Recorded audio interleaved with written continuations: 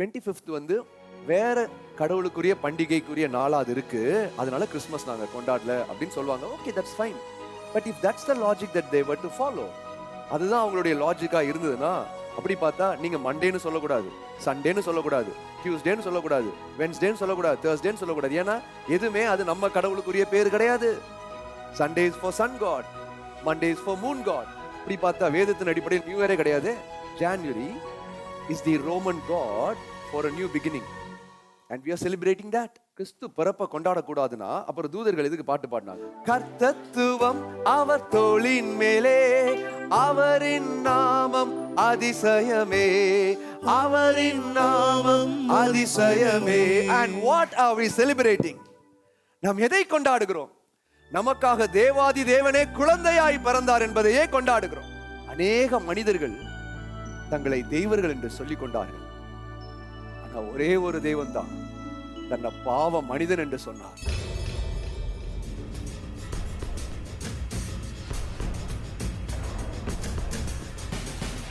பிரியமானவர்களே, இந்த கிறிஸ்மஸ் சொன்னாலே நிறைய கான்ட்ரோவர்சிஸ் எப்பொழுதுமே.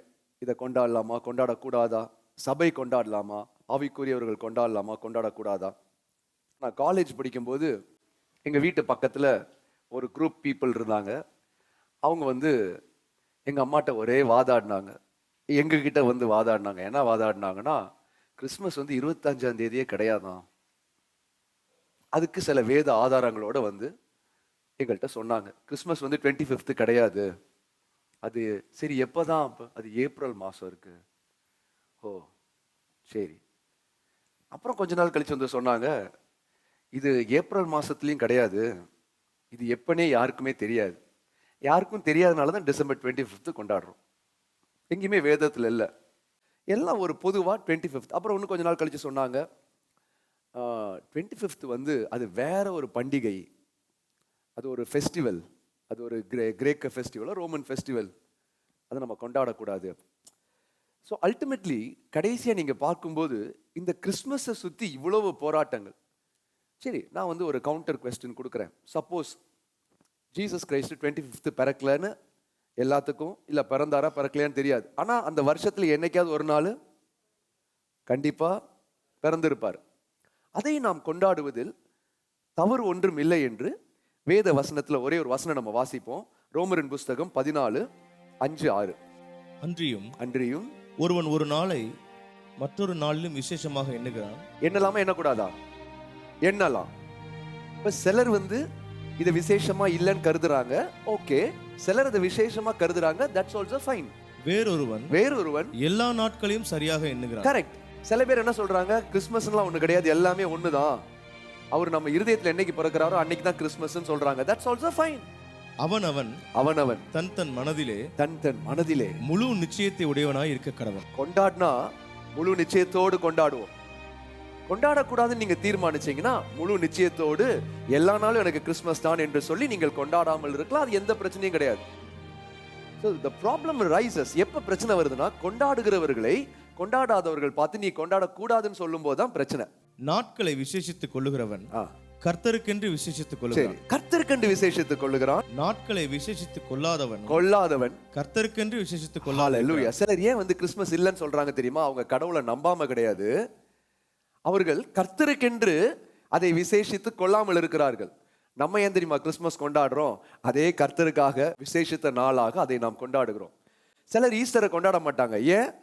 அது வேற ஒரு பண்டிகைக்கு ஒட்டு வருது, அதனால வேண்டாங்கிறாங்க. அதையும் கர்த்தருக்காக செய்கிறார்கள். கர்த்தர் மேல உள்ள வைராக்கியத்துல கர்த்தருடைய நாமத்தோட வேற எந்த நாமமும் சேரக்கூடாதுன்னு நினைச்சு சில பேர் கொண்டாட மாட்டேங்கிறாங்க. நாம ஏன் கொண்டாடுறோம்? அது கர்த்தர் அன்று உயிர்த்தெழுந்த நாள் என்று நாம் விசேஷித்து அதை கொண்டாடுகிறோம். Hallelujah. Whether you celebrate or you don't, you do it for the glory of the Lord. And therefore, நான் கொண்டாடுறவங்க கொண்டாடாதவங்களை பார்த்து நீங்க செய்யற தப்புன்னு சொல்ல முடியாது. கொண்டாடாதவங்க கொண்டாடுறவங்களை பார்த்து நீங்க செய்யறது தப்பு என்று சொல்ல முடியாது.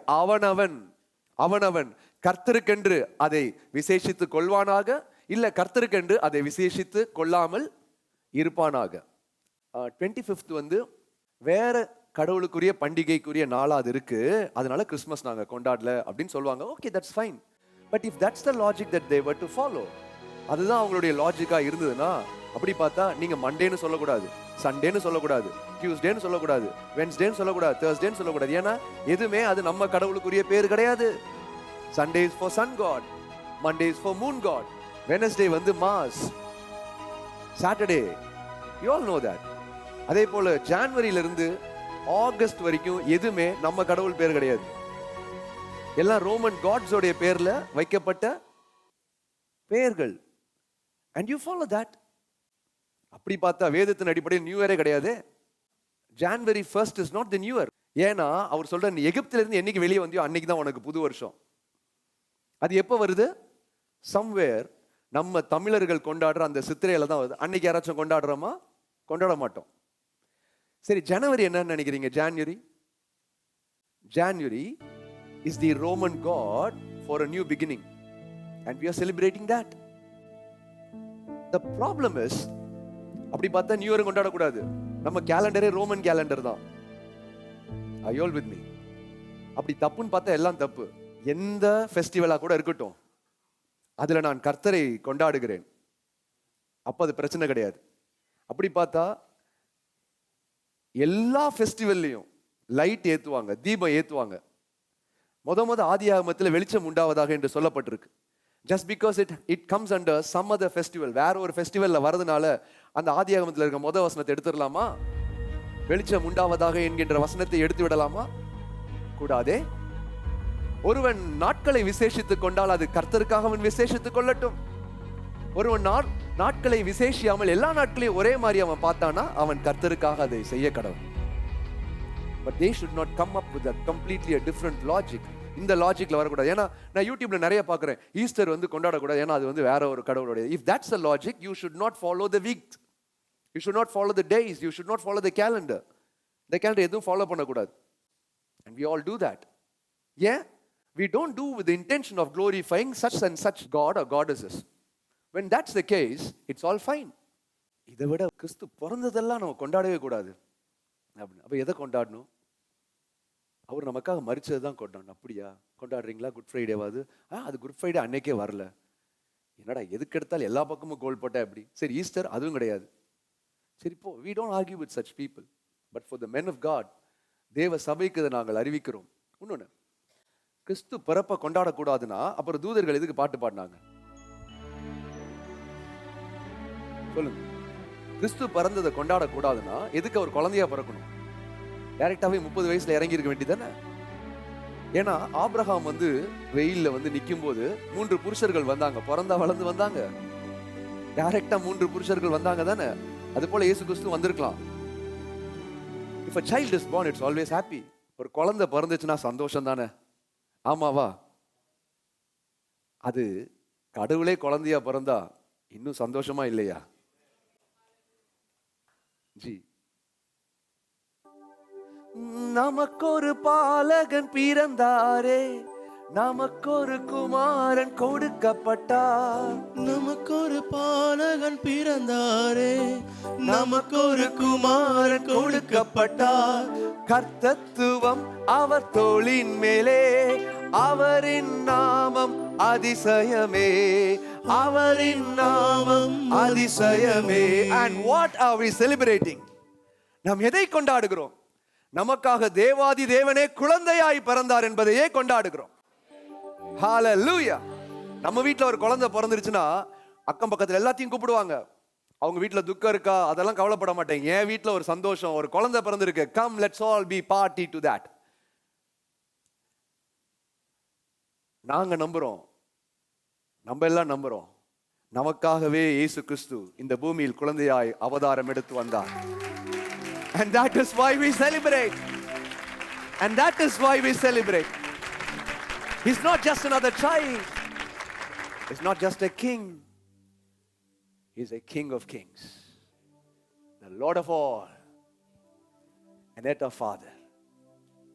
சேர்ந்து நமக்கொரு பாலகன் பிறந்தாரே, நமக்கொரு குமாரன் கொடுக்கப்பட்டார். கைகளை தட்டி நமக்கொரு பாலகன் பிறந்தாரே, நமக்கொரு குமாரன் கொடுக்கப்பட்டார். கர்த்தத்துவம் அவர் தோளின் மேலே, அவரின் நாமம் அதிசயமே, அவரின் நாமம் அதிசயமே. அதிசயமானவரே நமக்காக குழந்தையாய் பிறந்திருக்கிறார். இதை செலிப்ரேட் பண்ணுமா, செலிப்ரேட் பண்ணக்கூடாதா? ஏன்னா எங்களுக்கே அந்த குற்ற உணர்வை கொண்டு வந்துட்டாங்க. பார்த்துக்கோங்க, ஐயோ கொண்டாடக்கூடாதோ. ஏன்னா வசனம் சொல்லுது, திருடன் திருடவும் கொல்லவும் அழிக்கவுமே அன்றி வேற ஒன்றுக்கும் வரான். இந்த சந்தோஷம்ல நீ ஏன்டா சந்தோஷமா இருக்கிற? வருஷத்துல ஒரு நாள் தான் நீ சந்தோஷமா இருக்க, அதையும் நான் திருடுறேன் பாருன்னா. கிறிஸ்மஸ்ல கிரைஸ்ட் எடுத்தான். அதுக்கப்புறம் 25th ஒரு குழப்பத்தை கொண்டு வந்தான். அதுக்கப்புறம் ஏப்ரல்னா சரி ஏப்ரல்லையாவது கொண்டாடுங்க, அதுவும் நீ சந்தோஷமா இருந்துடக்கூடாது. எங்களுக்கு 25th பிறந்தாரா இல்லையான்லாம் தெரியாது, ஆனா அவர் பிறந்தார், அதை நாங்கள் கொண்டாடுவோம். நாங்க கர்த்தருக்கு சித்தமானால் 25th கொண்டாடுவோம், 24th கொண்டாடலாம், இல்ல ஜனவரி 1 கொண்டாடலாம், என்னைக்கு வேணா we can celebrate. நீங்க ரெடியா இருந்தீங்கன்னா நாங்க வார வாரம் செலிப்ரேட் பண்ணா நாங்க ரெடி. இதே மாதிரி லைட் போட்டு. ஏன்னா வசனம் சொல்லுது, நீங்கள் சந்தோஷமா இருங்கள். நீங்க சந்தோஷமா இருக்கிறதுக்கு நாங்க என்ன வேணா செய்ய ரெடி. இந்த ரீத்தெல்லாம் எதுக்கு வச்சிருக்கோம்? எங்களுக்காகயா? உள்ள வரும்போது பரவாயில்லையே, ஏதோ ஒரு ஃபெஸ்டிவல் போல நினைக்கிறீங்களா இல்லையா? அதுல ஒரு சந்தோஷம், குழந்தைங்க பார்த்தோன்னு ஒரு சந்தோஷம். சந்தோஷம் இந்த ரீதியில இல்ல, எங்களுக்காக ஒரு குமாரன் கொடுக்கப்பட்டிருக்கிறார். And we should celebrate that. And we should be party to it. Hallelujah. நமக்கு ஒரு பாலகன் பிறந்தாரே, நமக்கு ஒரு குமாரன் சேர்ந்து கொடுக்கப்பட்டார். நமக்கு ஒரு பாலகன் பிறந்தாரே, நமக்கு ஒரு குமாரன் கொடுக்கப்பட்டார். கர்த்தத்துவம் அவர் தோளின் மேலே, அவரின் நாமம் அதிசயமே, அவரின் நாமம் அதிசயமே. அவரின் நாமம் அதிசயம். அதிசயமானவரே குழந்தையாய் பிறந்திருக்கிறபடியினால் எல்லாருக்கும் மிகுந்த சந்தோஷம் உண்டாயிருக்கு. எல்லாருக்கும் மிகுந்த சந்தோஷம். இப்ப வசனத்துக்குள்ள போவோம். பிலிப்பியரின் புஸ்தகம் 2வது அதிகாரம் 7வது வசனம். தம்மை தாமே வெறுமையாக்கி அடிமையின் ரூபம் எடுத்து மனுஷர் சாயலானார். தம்மை தாமே வெறுமையாக்கி அடிமையின் ரூபம் எடுத்து மனுஷர் சாயலானார். மனுஷர் சாயலானார்னு எழுதியிருந்தா போதும். ஆனா இங்க வசனம் என்ன இருக்கு? தம்மை தாமே வெறுமையாக்கணும், அடிமையாகணும், அப்பதான் மனுஷ சாயலாவே ஆக முடியும். மனுஷ சாயலாய் மாற வேண்டும் என்றால் அவன் அடிமையாய் இருக்க வேண்டும். ஆண்டவராகிய இயேசு கிறிஸ்து மனுஷ சாயலாய் மாறினார் என்று நாம் சொல்லும்போது என்ன நடந்திருக்குன்னா, அவர் தம்மை தாமே வெறுமையாக்கி இருக்கிறார். அவர் தம்மை தாமே அடிமையின் ரூபமாய் மாறி இருக்கிறார். ஏன் அப்படின்னு சொல்றேன் கேளுங்க. ஏதேன் தோட்டத்துல மனிதனை தேவன் படைத்த போது, ஆதாமை படைத்த போது, அவனை சகல கனத்தினாலும் சகல மகிமையினாலும் சகல ஆளுகையினாலும் அவனை நிறைத்திருந்தார், அவனை ஆசீர்வதித்திருந்தார். என்னெல்லாம் இருந்துச்சு? கனம், மகிமை, ஆளுகை. ஆனா அவன் பாவம் செய்த போது இத 3 இழந்துட்டான். குமாரனாகிய கிறிஸ்துவும் நம்முடைய பாவ மீட்பிற்காக இந்த பூமிக்கு மனித அவதாரமாய் வர நினைத்த போது அவர் வெறும் மனிதனாய் மட்டும் வரவில்லை, கனத்தை இழந்த மனிதனாய், ஆளுகையை இழந்த மனிதனாய், அடிமையின் மனிதனாய் இந்த பூமிக்கு இறங்கி வந்தார். அவர் தேவனுடைய ரூபமாய் இருந்தும் தேவனுக்கு சமமாய் இருப்பதை கொள்ளையாடின பொருளாய் எண்ணாமல் தம்மைத்தாமே வெறுமையாக்கி அடிமையின் ரூபம் எடுத்து மனுஷ சாயலானார். மானிடர் மேலிவர் அன்பிதுவோ, மனு கோலமாய் மனுவேலனார், மாட்சிமையாவையும் துறந்தே இவ்வுலகில் மாவொளியாய் ஜெனித்தார், மாட்சிமையாவையும் துறந்தே இவ்வுலகில் மானொளியாய் ஜெனித்தார். அல்லேலூயா அல்லேலூயா அல்லேலூயா, துதி அவர்க்கே. அல்லேலூயா அல்லேலூயா அல்லேலூயா, துதி அவர்க்கே. அல்லேலூயா துதி அவர்க்கே. அல்லேலூயா துதி அவர்க்கே. அன்னைக்கு இயேசு கிறிஸ்து இந்த பிறந்தப்போ தூதர்கள்லாம் ஒரு பாட்டு பாடினாங்கன்னு சகோதரன் சொன்னார். அந்த பாட்டு என்ன? உன்னதத்தில் தேவனுக்கு மகிமை, பூமியிலே சமாதானம், மனுஷர் மேல் இவ்வளவு பிரியமா இருக்கிறாரு அப்படின்னு தூதர்களுக்கெல்லாம் ஒரே ஷாக்கு. என்னடா அவரு காணக்கூடாத இறைவன் இந்த பூமிக்கு அடிமையின் ரூபம் எடுத்து வந்துட்டாங்களேன்னு தான், என்ன இவங்க மேல இவ்வளவு பிரியமா அப்படின்னு அவங்க எல்லாம் பாடினாங்க. நம்ம இங்க இருந்து விமர்சிச்சுட்டு இருக்கோம், கிறிஸ்மஸ் கேரல்ஸ் பாடலாமா வேணாமா? நம்ம சொன்னோம், என்ன தெரியுமா சொல்லணும்? மானிடர் மேலிவர் அன்பிதுவோ, மனு கோலமாய் மனுவேலனா, மாட்சிமையாவையும் துறந்தே உலகில் மாவொளியாய் செனித்தார். மத்த பாட்டு தெரியாட்டி இதை சேர்ந்து பாடுங்க. அல்லேலூயா அல்லேலூயா அல்லேலூயா துதி அவர்க்கே, அல்லேலூயா அல்லேலூயா அல்லேலூயா அல்லேலூயா துதி அவர்க்கே, அல்லேலூயா துதி அவர்க்கே, அல்லேலூயா துதி அவர்க்கே. கர்த்தர் மனிதனாய் மாறினார்னா அவர் படைச்ச மனிதனா மாறல. அவர் எப்படிப்பட்ட மனிதனை படைச்சாரு?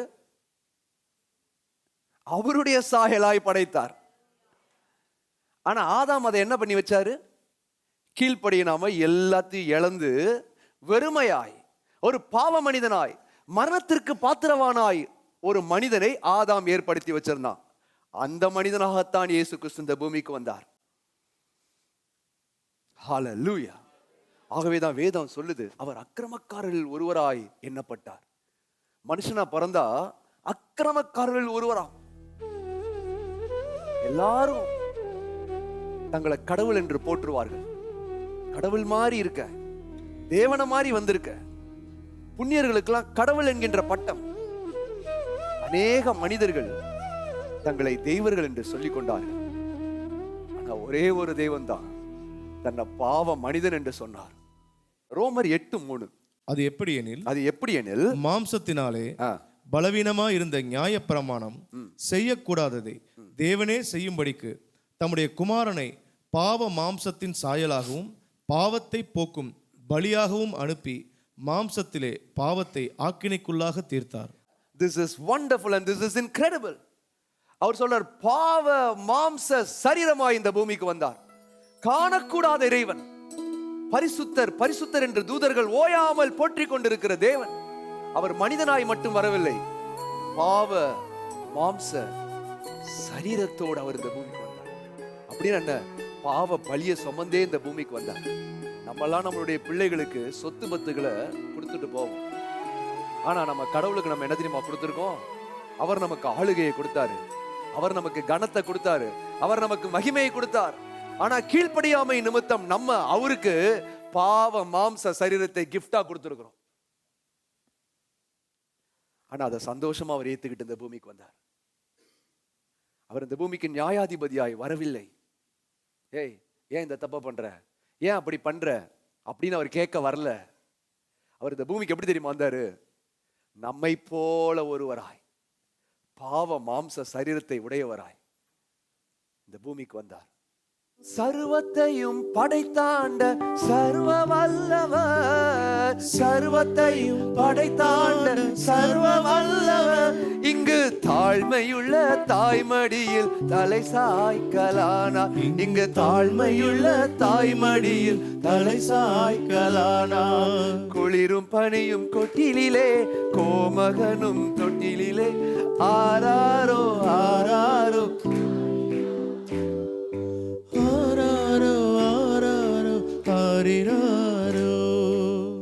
காணக்கூடாத இறைவனை நீங்கள் கொஞ்சலாம். குளிரும் பனியும் கொட்டிலே கோமகனும் தொட்டிலே, ஆராரோ ஆராரோ ஆரிராரோ ஆராரோ ஆராரோ ஆரிராரோ. கடவுளே யாராவது கொஞ்சம் முடியுமா? அங்க கொஞ்சலாம். அங்க என்ன உடலை இங்க உடலாம் சொல்ல வேணாம், சேர்ந்து கொஞ்சலாமா கடவுளை? 1 2 3 4.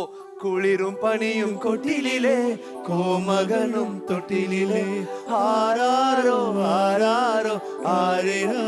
Lord, receive this glory, receive our love, Father. Thank you, Jesus. ஆராரோ ஆரிராரோ ஆராரோ ஆராரோ ஆரிராரோ. கலாத்தியர் 4:4-5. நாம் புத்திர சுவிகாரத்தை உடையும்படி நியாயப்பிரமாணத்திற்கு கீழ்ப்பட்டவர்களை மீட்டுக் கொள்ளத்தக்கதாக காலம் நிறைவேறின போது ஸ்திரீனிடத்திற்கு பிறந்தவரும் நியாயப்பிரமாணத்திற்கு கீழானவருமாகிய தம்முடைய குமாரனை தேவன் அனுப்பினார். நம்ம எல்லாம் அவரை அப்பான்னு அழைக்கணுங்கிறதுக்காக, நாம் எல்லாம் அவருடைய பிள்ளைகளாய் மாற வேண்டும் என்பதற்காக, அதற்காகவே அவர் இந்த மாம்ச சரீரத்தில் பாவத்தில் இந்த பூமிக்கு வந்தார். ஆதாமுக்கு அப்பா யாரு? தேவன். ஏதேன் தோட்டத்துல ஆதாமும் கடவுளும் அப்பா பையன் உறவுல இருந்தாங்க. ஏன்னா வசனம் சொல்லுது, தேவனே ஆதாமை பெற்றார். அப்பா மகனுக்குரிய ரிலேஷன்ஷிப்பை தான் ஏதேன் தோட்டத்துல அவன் பாவம் செய்த போது இழந்து போனான். பழைய ஏற்பாடு முழுசுலையும் எங்கேயுமே நீங்க எந்த ஒரு தேவ மனுஷனும் தேவனை அப்பா என்று அழைத்ததாக நீங்க பார்க்க முடியாது. எங்கேயுமே அப்பான்னு கூப்பிட மாட்டாங்க. ஏன்னா அவர் அப்பா கிடையாது. அந்த உறவை அவன் இழந்து போய்விட்டான். அவருக்கு யாவேன்னு பேர் சொன்னாங்க, அவரை எகோவான்னாங்க, எல்ஷடாயினாங்க, எல் ரோயினாங்க, எல்லா பேர்லயும் அவரை கூப்பிட்டாங்க. கர்த்தர்னு கூப்பிட்டாங்க, தேவனேன்னு கூப்பிட்டாங்க. ஆனா பிதாவேன்னு கூப்பிடல. ஒரு இடத்துல மட்டும் தாவீது தான் கிட்டத்தட்ட பிதான்னு சொல்ற அளவுக்கு வந்தாரு. ஆனா அவரும் சொல்லல.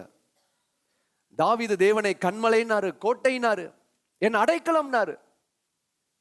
ஆனா ஒரு இடத்துல கூட என் பிதாவே என்று சொல்லல. ஏன்னா சொல்ல முடியாது. ஆனா தேவன் எல்லா இடத்துலயும் சொல்றாரு.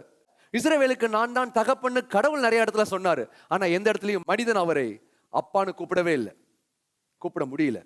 ஆனா இயேசு கிறிஸ்து இந்த பூமியில வந்ததுக்கு அப்புறம் இந்த பாவ மாம்ச சரீரத்தில் எதுக்கு தெரியுமா வந்தாரு? ஏன்னா நீங்களும் நானும் எந்த உறவை நாம் இழந்தோமோ அந்த உறவை மீண்டும் பெற்றுக்கொள்வதற்காக, அதே புத்திர சுவிகாரத்தை நாம் மீண்டும் பெற்றுக்கொள்வதற்காக அவர் பாவ மாம்ச சரீரத்தில் மனிதனாய் ஜெனிப்பித்தார். ஹல்லேலூயா. அதனாலதான் இந்த பூமிக்கு அவர் வந்த போது சீஷர்கள்லாம் கேட்கிறாங்க, எப்படி ஜெபிக்கிறது? அதுக்கு அவர் சொல்றாரு, பரலோகத்தில் இருக்கிற எங்கள் பிதாவே, அப்பானுக்கும் அங்க இருக்க யூதர்கள்லாம் ஆடி போயிட்டாங்க. அவரை யெகோவான்னு தானே எங்களுக்கு தெரியும், அவர் எல்ஷடாய் தானே தெரியும், அவரை தேவன் தானே தெரியும், அவரை கர்த்தர் தானே தெரியும். ஆனா காணக்கூடாத இறைவனுடைய தற்சரூபம் சொல்றாரு, அவரை நீ அப்பான்னு கூப்பிடு. இன்னையில இருந்து நீ அப்பான்னு கூப்பிடலாம். ஏன் தெரியுமா? நான் பாவ மனுஷ சாயலா இந்த பூமிக்கு வந்தது நிமித்தம் உனக்கும் எனக்கும் புத்திர சுவிகாரத்தின் ஆவியை நாம் பெற்றுக்கொள்ளவே அவர் இந்த பூமிக்கு அப்படி வந்திருக்கிறார். இத தீர்க்க தரிசனமா சங்கீதம் 81:26 சொல்றாரு, அவன் என்னை நோக்கி நீ என் பிதா, என் தேவன், என் ரட்சிப்பின் கண்மலை என்று சொல்லுவான். என்ன சொல்லுவான்னு தீர்க்க தரிசனமா எழுதியிருக்காரு. ஆனா அந்த தீர்க்க தரிசனம் எப்ப தெரியுமா நிறைவேறிச்சு? எப்ப இயேசு கிறிஸ்து பாவ மனுஷ சாயலாய் வந்தாரோ அப்பொழுது அது நிறைவேறிற்று. நம்ம எல்லாம் அவரை அப்பா என்று கூப்பிடக்கூடிய புத்திர சுவிகாரத்தின் ஆவியை தந்திருக்கிறார்.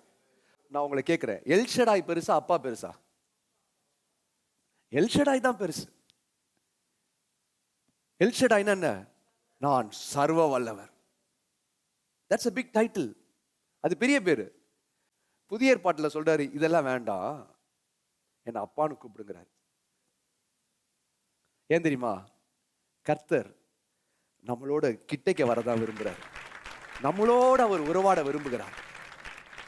யாராச்சும் இப்படி சொல்லியிருக்கீங்களா? நீ என்னை அப்பான்னு கூப்பிடுவ, இப்ப நீ என்ன சார்னு கூப்பிட்டுட்டு இருக்க, நீ என்ன அப்பான்னு கூப்பிடுவ, இது யாராச்சும் சொல்லுவாங்களா? அப்பா பெருசானதுக்கு அப்புறம் நான் உனக்கு நல்ல வீடு கட்டி தரேன், நான் உன்னை இங்கே படிக்க வைக்கிறேன், உன்னை டாக்டரா மாத்துறேன், என் கிட்னியை வித்தாவது டாக்டரா மாத்துறேன், கிட்னியை வித்தாவது நான் உன்னை அமெரிக்காவுக்கு அனுப்புறேன். இப்படிதான் பெருசா தான் போகும். ஆனா காணக்கூடாத இறைவன் சொல்றாரு, ஒரு நாள் வரும் அப்ப நீ என்ன அப்பான்னு கூப்பிடு. அவருடைய ட்ரீமை பாருங்க. நாம் அவரை அப்பான்னு கூப்பிடுறதுதான் அவருக்கு கனவா இருக்கு. நீ எல்ஷடான்னு என்ன கூப்பிட்ட, ஐம் ஹாப்பி. நீ எல்ரோயின்னு என்ன கூப்பிடுற, ஐம் ஹாப்பி. ஆனா ஒரு நாள் வரும் அப்படி என்ன அப்பான்னு கூப்பிடுவேன். எதுக்கு தெரியுமா Christmas? Why do we celebrate Christmas? We celebrate the inheritance, the adoption in Christ. புத்திர சுவிகாரத்தை பெற்றதை நாம் கொண்டாடுகிறோம். அவருக்குள் நமக்கு புத்திர சுவிகாரம் கிடைத்ததை நாம் கொண்டாடுகிறோம். அவருக்கு அவ்வளவு பெரிய பேர்ல இருந்த போது அவர் நம்மளை பார்த்து சொன்னாரு, நீ என்னுடைய பிள்ளைன்னாரு, நான் உனக்கு அப்பான்னாரு. அதை சொல்லும்படியான பாக்கியம் எது ஆதாம் இழந்தானோ அதை மீண்டுமாய் நாம் பெற்றுக்கொண்டோம். அவர் எப்போ இம்மானுவேலனாய் இந்த பூமிக்கு வந்தாரோ. கடைசியா எபிரேயரின் புஸ்தகம் 2:14-15-16. ஆதலால் பிள்ளைகள் மாம்சத்தையும் இரத்தத்தையும் உடையவர்களாய் இருக்க அவரும் அவர்களைப் போல மாம்சத்தையும் இரத்தத்தையும் உடையவரானார். பிள்ளைகள் மாம்சத்தோடும் இரத்தத்தோடும் இருக்கிறபடியினால் தகப்பனும் பிள்ளையை போல மாம்சத்தோடும் இரத்தத்தோடும் வந்தார். அவர் காணக்கூடாத இறைவன் ஆவியாய் இருந்தார், வார்த்தையாய் இருந்தார். அவர் இந்த பூமிக்கு மனுஷனாய் வரும்போது மாமிசமாய் மாறினார். ஏன் மாம்சமா மாறினார்னா, ஏன்னா பிள்ளைங்க மாம்சத்தோட இருந்தாங்களாம், ஏன்னா பிள்ளைங்க ரத்தத்தோட இருந்தாங்களாம். அதனால நானும் உங்களை போல ஒருவனாய் மாறணும்னு அப்படி மாறினார். ஆதாம் எப்படி படைக்கப்பட்டான்? ஆதாம் தேவனை போல் படைக்கப்பட்டான். ஆனா தேவன் புதிய ஏற்பாட்டுல மனுஷனை போல மாறினார். பழைய ஏற்பாட்டுல மனிதன் தேவனை போல் படைக்கப்பட்டது பழைய ஏற்பாடு. இயேசு கிறிஸ்து மூலமாக தேவன் மனிதனை போல மாறினது புதிய ஏற்பாடு. அதனாலதான் அவர் பேரு அதிசயமானவர். ஏன் இப்படி பண்ணீங்க ஆண்டவரே? நம்மள இதை கண்டிப்பா ஒரு வார்த்தையாச்சும் கேட்கணும். ஏன் ஆண்டவரே, why this? பிள்ளைங்க தான் அப்பா மாதிரி இருப்பாங்க, அதான் உலக நீதி. இந்த பிள்ளை அப்பா மாதிரியே இருக்கு, இந்த பிள்ளை அம்மா மாதிரியே இருக்கு. ஆனா தேவன் நம்ம மேல எவ்வளவு அன்பு வச்சாருன்னா, அவர் சொல்றாரு, இந்த அப்பா சொல்றாரு, நான் பிள்ளை மாதிரி மாறுறேன், நான் பிள்ளை மாதிரி மாறிக்கிறேன். ஏன்னா பிள்ளை என் மாதிரி இனிமேல் மாறாது, என் ஸ்டாண்டர்டுக்கு பிள்ளை வராது. அதனால நான் உன்ன மாதிரி மாறிக்கிறேன். ஏன் தெரியுமா? அப்பதான் நான் உன்னோட வாசம் பண்ண முடியும். நீ என் கூட இருக்கலாம், நீ என்ன அப்பான்னு கூப்பிடலாம், நான் உனக்கு அப்பாவா இருப்பேன், நான் உன்னை பிள்ளைன்னு கூப்பிடுவேன். This is really incredible. 1000 இதயம் இருந்தாலும் அதை உமக்கே நான் தருவேன். 1000 இதயம் இருந்தாலும் அதை உமக்கே நான் தருவேன். உன் பேரன்பின் தியாகத்திற்கு அது போதாதென்றறிவே. உன் பேரன்பின் தியாகத்துக்கு அது போதாதென்றறிவே.